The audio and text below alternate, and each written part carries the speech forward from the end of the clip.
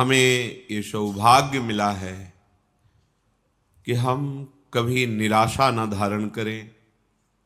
कैसी भी विपत्ति या कैसी भी दुखद परिस्थिति आवे, हम आराध्य देव पर संशय न कर लें कि ऐसा क्यों। अनंत जन्मों में ऐसे हमारे दुष्कृत हुए हैं जिन्हें हम अधर्माचरण कहते हैं, पाप कहते हैं, कि अगर हमको प्रभु की शरण ना मिलती और फिर भोगना पड़ता तो हम पूरा हिसाब कभी नहीं भोग सकते थे। प्रभु की शरण में है तो इसलिए बहुत कम करके हमें विपत्ति, दुख, संकट आदि जो प्राप्त हो रहे हैं उनमें भी कुम्हार की मटकी की तरह ऊपर से पीट रहे हैं पर अंदर से पूरा हाथ का सपोर्ट दिए हुए हैं। हमारे जीवन में यदि हम शरणागत हैं हृदय से, तो जो भी घटना, परिस्थिति, संकट, विपत्ति आती है, हमें निराश नहीं होना। जितनी श्वासें हैं हर कष्ट सहते हुए प्रियाजू के चरणों में समर्पित करना, इसका निश्चित फल होगा प्रियालाल की प्राप्ति। ये आसुरी बुद्धि हमें प्रभु के शरणागत होने में बाधा पहुंचाती है। इसी से हमें निराशा मिलती है। जितनी मात्रा में आसुरी बुद्धि होती है उतना ही भगवत मार्ग में निराशा पैदा करती है। और जिनके संपूर्णतया आसुरी बुद्धि का ही प्रकाश होता है उनको तो मार्ग ही समझ में नहीं आता है। आनंद का मार्ग भी उन्हें महान क्लेश और अशांति का मार्ग लगता है। किसी विपत्ति घटना में बहुत बड़ा मंगल विधान प्रभु का छुपा होता है। बड़े बड़े भक्तों के जीवन चरित्रों को जब पढ़ा गया, सुना गया और समझने की चेष्टा उनके चरण कृपा प्रसाद से की गई तो यही समझ में आया है कि उद्देश्य की प्राप्ति के लिए अब दुख सुख की परवाह नहीं करनी। जो भी दुख या सुखद परिस्थिति आती है वो शरीर के ऊपर आती है, आत्मा में तो कभी इसका प्रवाह, प्रवेश, कोई भी स्फुरना बिल्कुल नहीं है। ना दुख का प्रवाह है, ना विपत्ति, संकट, अस्त्र शस्त्र, मार पीट, इनका प्रवेश ही नहीं है। वही हमारा स्वरूप है। ना जानने के कारण शरीराभिमान से युक्त होकर बहुत सी गलतियां हो गई। उन्हीं गलतियों का फल इस शरीर को भोगना पड़ता है। वही हमारे कर्म किसी की बुद्धि में बैठ करके हमें दंड देते हैं। यदि हमारा कर्म ऐसा नहीं है तो त्रिभुवन में सब ईश्वर से संचलित है।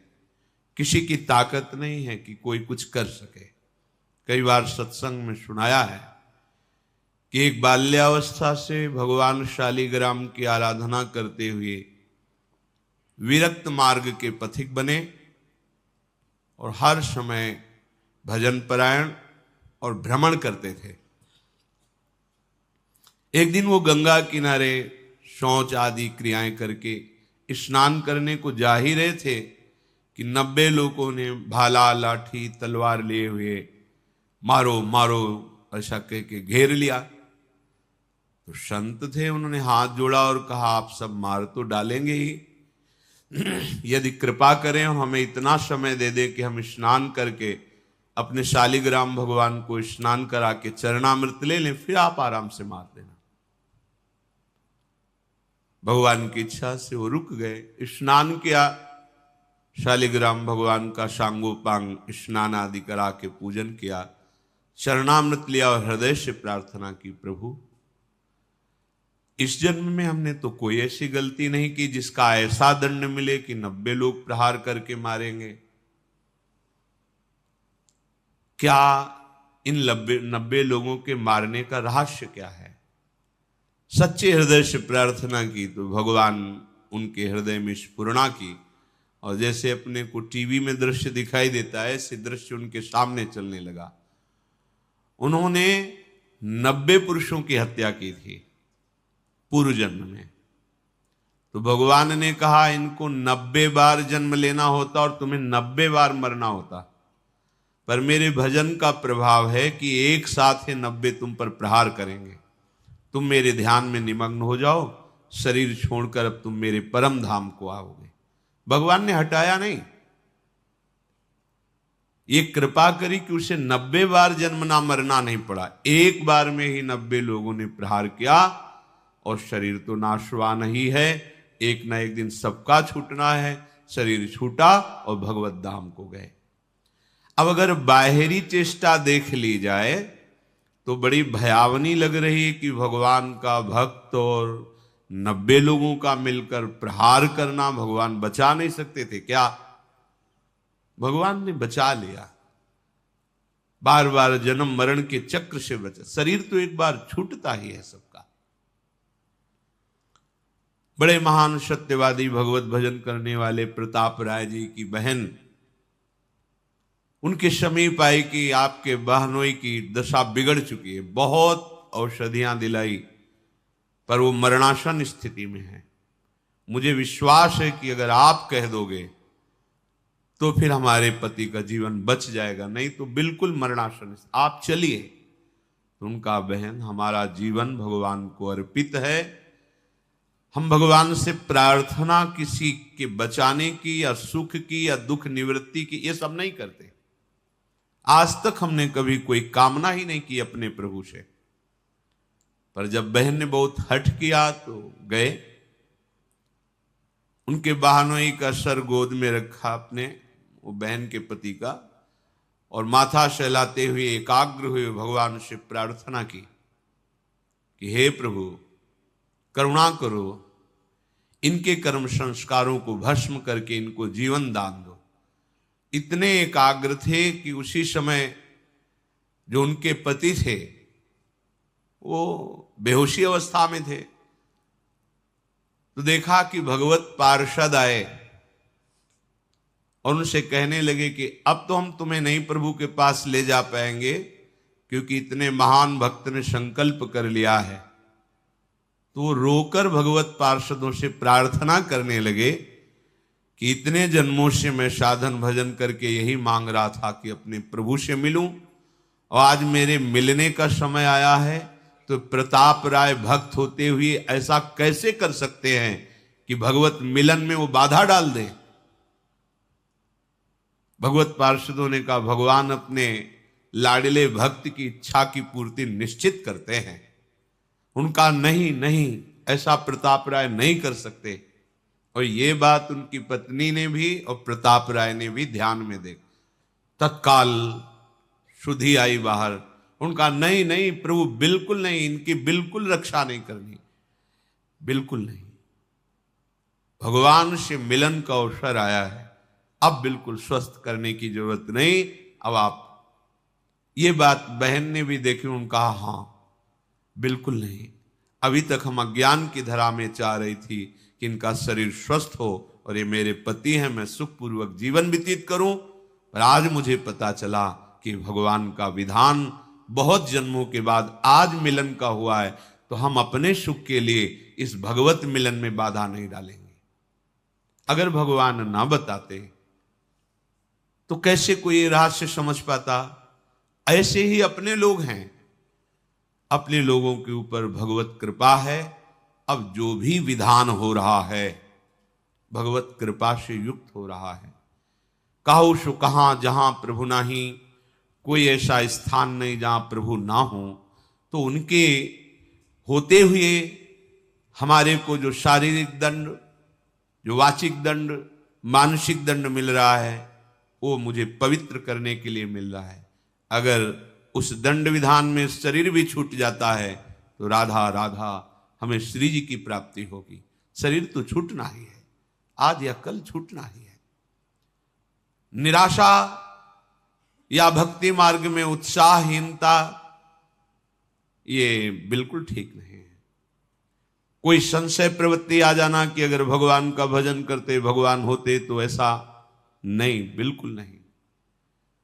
बहुत कृपालु भगवान हैं, उनका जितना विधान है वो बड़ा कृपामय होता है। अपने को केवल प्रभु के चरणों में समर्पित करना, शेष बात वो देखेंगे। ऐसा कभी न सोचे कि भजन करने का फल है कि शरीर निरोग रहे, विपत्ति ना आवे, संकट ना आवे। ऐसा नहीं है। जो हमारे शरीर की रचना जिस कर्म से हुई है उसको वैसा ही भोगना पड़ेगा। भोगने की सामर्थ्य और उससे बेपरवाह होना, ये भजन का फल है। भोगने की सामर्थ्य और उससे बेपरवाह होना, ये भजन का फल है। और शुद्ध भजन का स्वरूप अपने प्रीतम के चिंतन में डूबे रहना है। आज या कल मृत्यु निश्चित है। इन सब बातों को लेकर हृदय में किसी भी तरह का प्रश्नवाचक चिन्ह शरणागति पर खड़ा कर देना, ये परमार्थ के लिए बहुत बड़ी बाधा होगी। भगवत कृपा हर समय हमारे हृदय में उल्लास पैदा करती रहती है। चलो आगे बढ़ो, पीछे हटने की, निराशा करने की कहीं कोई गुंजाइश नहीं। अमंगल नहीं है, यहां प्राण निकल जाना भी मंगल है। ये तो निकलेंगे ही, आज नहीं तो कल निकलेंगे। दुर्दशा तो होगी इस शरीर की, आज नहीं तो कल होगी। पर दुर्दशा होते होते हम ऐसी दशा को प्राप्त हो जाएं कि भगवद स्मरण न छूटे, प्रभु का चिंतन न छूटे। इस आसुरी बुद्धि का त्याग करें। इदमद्य मया लब्धमिमं प्राप्से मनोरथम, इदमस्ति इदमपि मे भविष्यति पुनर्धनम, असौ मया हतः शत्रुर हनिश्चे चापरानपि, ईश्वरोहमहं भोगी सिद्धोहम बलवान मुखी, आढ्यो भी जनवानस्मि कोन्योस्ति सदृशो मया, यक्षये दास्यामि मोदिष्य इत्य ज्ञान विमोहिता। जो अज्ञान से युक्त हैं, जिनका ज्ञान ढका गया है, वो ऐसा सोचा करते हैं आज ये हमने लाभ प्राप्त कर लिया, कल मैं ऐसा भी लाभ प्राप्त करूंगा, ये कमाया वो कमाऊंगा, इतना धन एकत्रित हो गया, अब इतना और कर लूंगा और परम सुखी हो जाऊंगा। मैं एक शत्रु को परास्त कर दिया, अब उनको भी परास्त करूंगा, मैं शत्रु रहित हो जाऊंगा। मैं ईश्वर हूं, मैं स्वामी हूं, मेरे पास इतना धन है, इतना जन है, मैं इस तरह की जो आसुरी प्रवृत्ति है वो कभी भजन में नहीं लगने देती। धन का आश्रय, जन का आश्रय, विद्याभिमान, शरीराभिमान, मान सम्मान की प्रियता, सब आसुरी बुद्धि है। शरीर न्यौछावर कर दिया आप श्री जी के प्रति, अब जैसा चाहे वैसा करें। बड़े बड़े महापुरुषों के जीवन में बड़ी बड़ी विषम परिस्थितियां आती हैं। उपासक को घबराने की जरूरत नहीं। पूज्य श्री सनातन गोस्वामी जी निरंतर भजन में डूबे हुए महापुरुष, जब पुरी में महाप्रभु के समीप थे तो पूरे शरीर में ऐसे खुजली हुई, घाव हो गए, उनसे मवाद बनने लगा। और महाप्रभु जब देखते सनातन जी को तो हृदय से लगाते, उनके शरीर में वो लग जाता, बहुत क्लेश होता उनका। इससे अच्छा है शरीर छोड़ दे। कई बार महाप्रभु से प्रार्थना की, प्रभु इस अधम के शरीर को मत छो। प्रभु ने कहा, सनातन जब तुम्हें हृदय से लगाते हैं तो श्री कृष्ण प्रेम बढ़ता है, इसलिए मैं तो हृदय से लगाऊंगा। और सनातन जी को ये आंतरिक कष्ट होता कि महाप्रभु के निर्मल विग्रह में हमारे शरीर का ये, अब शरीर को ही नष्ट कर देते हैं। रथ यात्रा में जगन्नाथ भगवान की जो होती है, विचार किया वहां अपने शरीर को श्री ठाकुर जी के रथ के नीचे दबाकर पूर्ण कर देते हैं। महाप्रभु को उनकी मानसिक भाव का पता चला। महाप्रभु ने कहा, सनातन अभी शरीर तुम्हारा है, इस शरीर के रखने या छोड़ने का भी अधिकार तुमको है। उनका प्रभु ये तो आपको समर्पित। फिर आप ऐसा कैसे सोच सकते हैं? जब आपका अधिकार ही नहीं है, आप शरणागत है, आपने तन मन प्राण समर्पित कर दिए हैं, फिर आपको ऐसा सोचने का अधिकार नहीं है। प्रभु बहुत दुख होता है जब आप आलिंगन करते हैं और आपके ऐसे दिव्य कंचन वर्ण शरीर में वो हमारे घावों का हमें बर्दाश्त नहीं होता। दौड़कर महाप्रभु ने हृदय से लगाया, तत्काल दिव्य शरीर वो सब खत्म। बड़े बड़े महापुरुषों को शारीरिक व्याधियां, सामाजिक विपत्तियां ये सब आती हैं। इसका तारतम्य भजन से नहीं जोड़ना चाहिए कि अगर हम श्री जी के हैं तो ऐसा क्यों हो गया, श्री जी के हैं तो क्या वो ठीक नहीं कर सकती, ये सब नहीं। हमारा उद्देश्य भगवत प्रेम प्राप्ति है। हमें अपने उद्देश्य पर दृष्टि रखना है। भगवत प्रेम का स्वरूप है प्रतिपल सहज निरंतर अपने आराध्य देव का चिंतन होना, और कोई आकांक्षा न रह जाए किसी भी लोकांतर के भोग की, किसी सुख की कोई आकांक्षा न रह जाए, नहीं रह जाएगी। बड़े बड़े सिद्ध महापुरुषों को यही अपने वृंदावन ब्रज क्षेत्र में महामहिम श्री पंडित बाबा जी महाराज, पंडित रामकृष्ण जी महाराज, ऐसे महापुरुष जो बाल्यावस्था में ही भगवान के साथ कंचा गोली खेलते थे, गोविंद देव जी के साथ। एक भंडारा किया तो संतों के पास अर्थ आ जाता है तो संत सेवा में लगता है, ठाकुर सेवा में लगता है। संत सेवा हुई, शाम के कुछ ऐसे जन पधारे जो स्वभाव में आसुरी प्रवृत्ति रखते थे। कहा बाबा खीर पुआ बटा हमको भी खवाओ। भैया हो तो मध्याह्न में राज भोग लगा, बट गए, आप तो है नहीं। लाठी से प्रहार किया, खोपड़ी फूट गई, रक्त स्राव होने लगा, और वो कुटिया में गए तो उन्हें कुछ मिला नहीं, तो वही अपने गमछे से फिर पट्टी बांधी। इतने बड़े महापुरुष जो बाल्यावस्था से भगवत साक्षात्कार किए सिद्ध महापुरुष, इसका कोई महत्व तो नहीं है। किसी ने पीट दिया, किसी ने गाली दे दिया, कोई विपत्ति आ गई, कोई रोग आ गया तो बोले इनका भजन लघु है, इनके भजन में ताकत नहीं है क्या? नहीं, जिसने मारा था वो भस्म हो जाना। अभी साधुता समझते क्या हो? ये नहीं, मार्ग को समझिए, नहीं तो माया का कार्य है संशय और अविश्वास पैदा कर देना। संशय और अविश्वास ये जीवन का सबसे बड़ा संकट है, जो अनंत जन्मों के लिए बीज बो दिया भगवत विमुख होने का। इसलिए कभी संशय नहीं, कभी अविश्वास नहीं। जैसी भी परिस्थिति, बढ़ते चलो आगे, आगे बढ़ना है। अमंगल शब्द है ही नहीं, विश्वास कर लीजिए। कितने हम आपको चरित्र बताएं महापुरुषों के, जिनकी निरंतर भगवदाकार स्थिति है, ब्रह्माकार स्थिति। हमने उनके दर्शन किए। बरगदिया बाबा नाम के गांव में क्या होता है कि जैसे जो प्रधान वृत्ति होती है उसी में संत का नाम रख दिया जाता है। तो बरगद के वृक्ष के नीचे रहते थे, गंगा किनारे, तो उनको बरगदिया बाबा कहते थे। जैसे एक संत भगवान आजीवन केवल सतुआ ही पाए तो सतुआ बाबा उनको कह दिए। एक संत भगवान थे कि वो जो भी आवे कितना बड़ा करवा रखते थे, पंजीरी देते, उन पंजीरी बाबा कह दिए। संत लोग, संत जनों के नाम गांव के लोग अलग रख देते, गुरुजन नाम रखते हो अलग होता है। संतों बरगदिया बाबा उन्हें कहते थे। उनके पैर में जरा सा ऐसे खत हुआ, फिर सड़न शुरू हुई, पूरा पैर मवाद से। कोई भी जाता बाबा दवा, ऐसा नहीं, कीड़े पड़ गए। बाबा कीड़े पड़ गए हैं इनके। नहीं, उनका भी प्रारब्ध, खाने दो उनको। चेहरा प्रसन्न, हर समय ब्रह्माकार वृत्ति, शरीर से निष्प्रिय।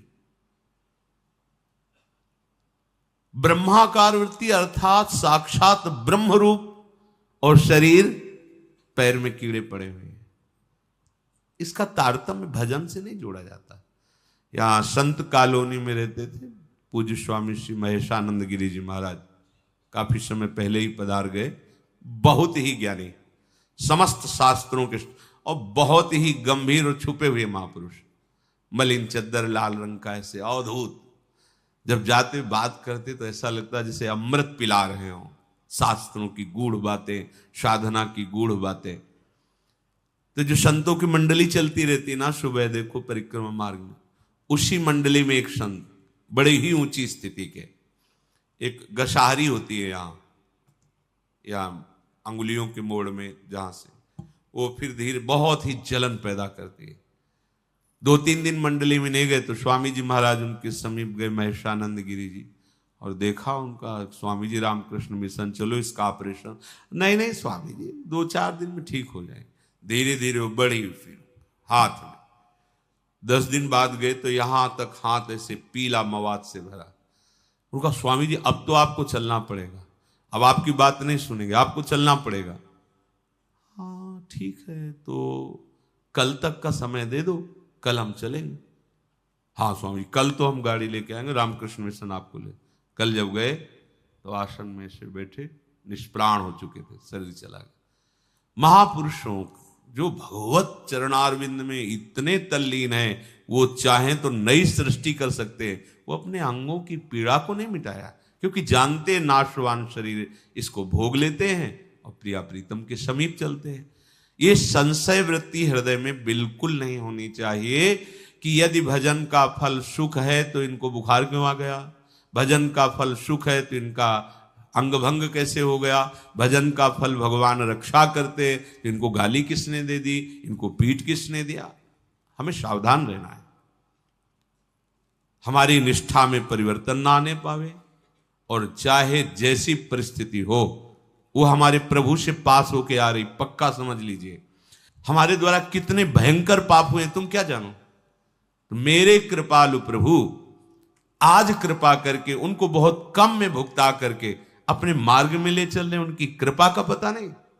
हम लोग अज्ञानी केवल वर्तमान को देख, हमने तो भजन किया, कभी कोई गलती की, गलतियों का खजाना जमा है तुम्हारा, आज उनकी कृपा से तुम भजन कर रहे हो। तो ये शरीर जब बना था तो उसका प्रारब्ध निश्चित हो गया था, इस अवस्था में इस दंड को तुम्हें भोगना है, तो दंड दे रहे हैं और उसके साथ दुलार कर रहे हैं, और हमारा अविनाशी मार्ग पुष्ट हो रहा है। कितनी बड़ी कृपा है। तो हम हर समय कृपा का अवलोकन करें, कभी किंचन मात्र भी प्रभु पे संशय न करें, उनके विधान में प्रश्नवाचक चिन्ह न लगा दें। ऐसा क्यों किया प्रभु, प्रभु क्या ऐसा नहीं कर सकते थे। निश्चित मानिए कोई भी शरणागत के ऊपर जो विधान हो रहा है वो प्रभु का बहुत सोचा समझा विधान है। यदि वो शरणागत है अंदर से, हम बाहर की बात नहीं कहते, बहुत संशोधन करके पास किया हुआ विधान है, और उसका फल भगवत प्राप्ति है। इसलिए कभी किसी भी तरह की संशयात्मा वृत्ति हृदय में नहीं होनी चाहिए। पूर्ण विश्वास के साथ ये प्राणों की बाजी लगाकर इस मार्ग में चला जाता है। नारायण अति कठिन है हरि मिलन की बाट, या में पग पीछे धरे प्रथम शीश दे काट। शीश काट का मतलब अब मेरा अस्तित्व नहीं रहा, अब हरि जाने। जैसा अजात पक्षायु मातरम खगा, जैसे छोटा बच्चा पंख नहीं निकला मां की बाट जोता रहता है, ऐसे बस हरि की बाट जोनी, प्रियाजू की बाट जोनी। जैसा वो चाहे वैसा विधान करें। वो ईश्वरों के ईश्वर हैं, हम उनके दास हैं, उनकी शरण में हैं। अब जैसा वो चाहेंगे वो मंगल विधान करेंगे। हमें निरंतर भजन में, अगर हम बेहोश हैं तो हमारी गति नहीं, हम सुसुप्ति में हैं तो हमारी मति नहीं, यदि हमें चेतना है तो हमारी गति मति सिर्फ राधा ही राधा। चाहे अंग अंग काट दिया जाए तो भी राधा ही राधा। हमारी पूर्णता इसी में है। हमको इसको लेकर के नहीं बैठ जाना कि हमारे चोट लग गई, अब भजन नहीं होगा, हमें को ये हो गया, अब कैसे हम विश्वास करें। नहीं, मायाकृत शरीर पंचभूत रचित, ये अपने अपने तत्वों में लीन होगा। पानी पानी में, मिट्टी मिट्टी में, आग आग में, वायु वायु में, आकाश आकाश तत्व में। ये हमारा स्वरूप नहीं है, ये हमारे भजन का फल नहीं है, ये हमारे कर्मों के अनुसार मिला है। अब भजन का फल मिलेगा हमारा सहचरी वपु। जिसमें न काल का प्रवेश है, न माया का प्रवेश है, और सदैव प्यारे जू के समीप। हम उसमें घाटा नहीं कर सकते। इस शरीर को नष्ट होना ही है। अगर ये नष्ट होते होते हमें प्रियाजू का सहचरी वपु प्राप्त हो रहा है तो इतना बड़ा लाभ है कि करोड़ों प्राण देने पर भी ये सौदा नहीं होता।